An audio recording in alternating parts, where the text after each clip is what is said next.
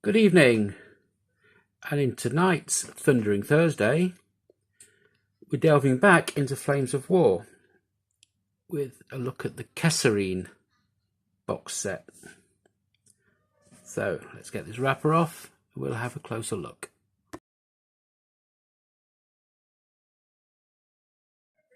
And welcome back. So let's have a look. The KASSERINE set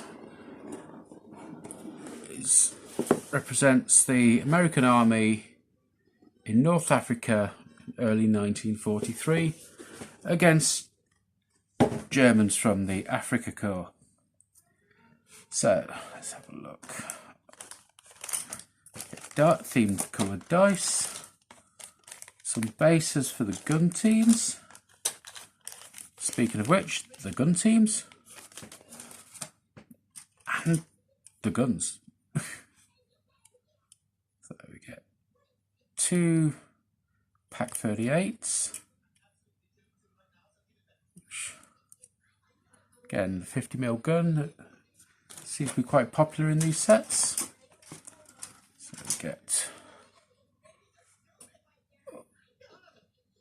a mix of American and German tank crew.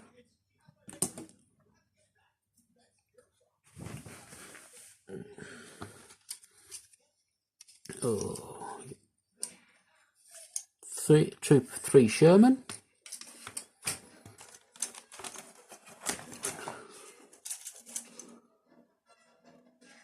Oh, this is interesting. We get 5 Stuart sprues, but each sprue gives you a choice of hull, doesn't it? So I'll have a closer look at those.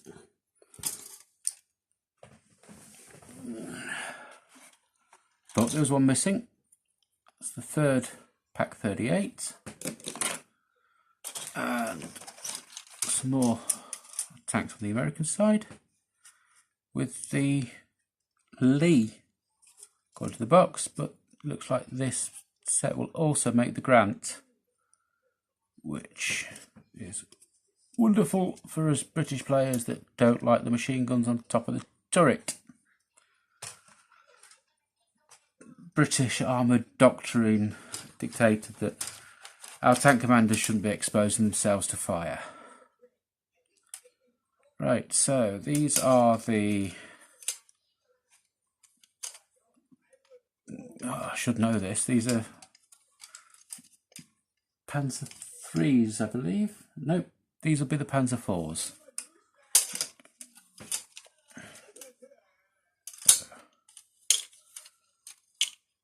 So it looks like quite an interesting kit, making 2 possible variants judging by the gun barrels. And then we get 6 Panzer IIIs with 3 different variants available from the one kit, which is quite interesting. And then of course rulebook, cards, introductions and destructions. So where do we start for the closer looks? Well, we've already had a quick look at the German tanks. So as I said, the Panzer IV,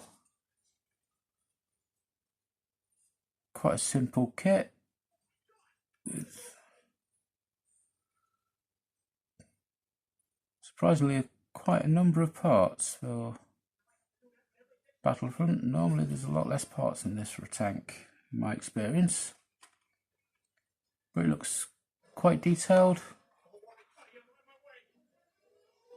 Seems to be a little matte on the back, but it's not noticeable when you touch it. I don't know what's caused that. It may be deliberate, I don't know. And the Panzer III which comes with the variant for the long and short anti-tank gun, or the even shorter howitzer barrel with knife. Continuing on the German side, again the Pak 38, which I've already made and painted. So I'll start the link list with that. Keep an eye on it, because as the others are painted, I'll add them to that list. And then we get the gun teams, which again, these are a soft flexible resin. Wonder if it feels like it might be Sire cast, in which case it's not a resin, it's a thermoplastic. But nice clean casts with no obvious mould lines or other issues.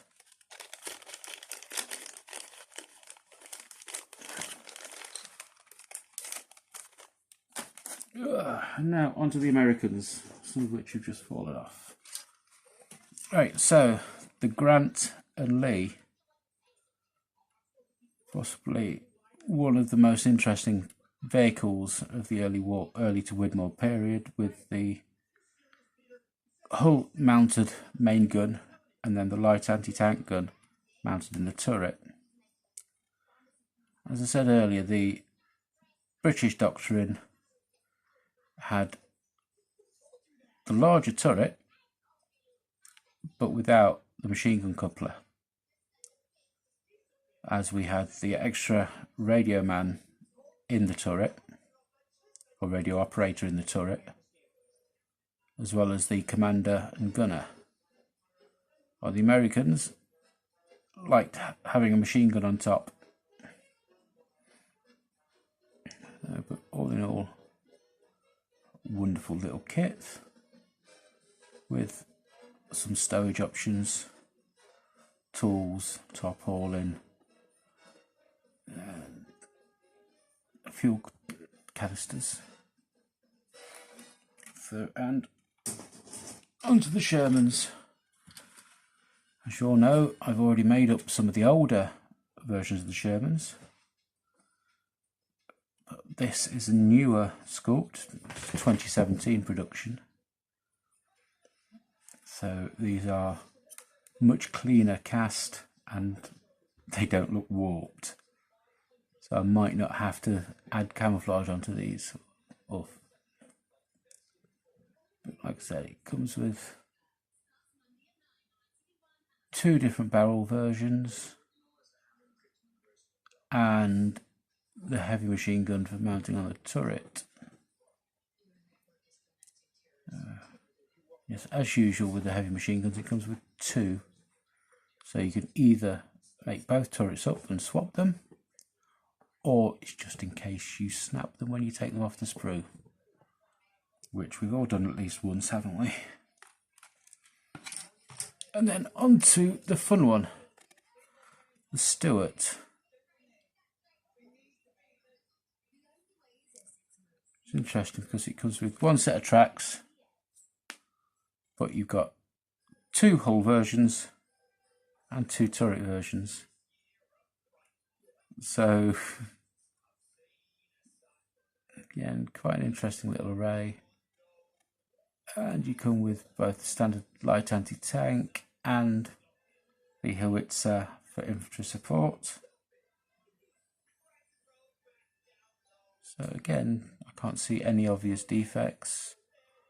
Lots of detail, and again, spare machine gun, the turret and stowage. So, yet again, wonderful little kit from Battlefront. Well, wonderful starter set. And as for value for money, if this set was all purchased in individual boxes, it would actually total around £213 retail recommended retail, but again, it is out of production, but you can still find it in the wilds of the internet. And I got mine from Caliver Books in the UK. So support your local shops, gaming stalls, FLGS, or whatever else you want to call them. They are out there, and they still have discontinued stock hidden away, taking up valuable space on their shelves when they should be on yours. Thank you.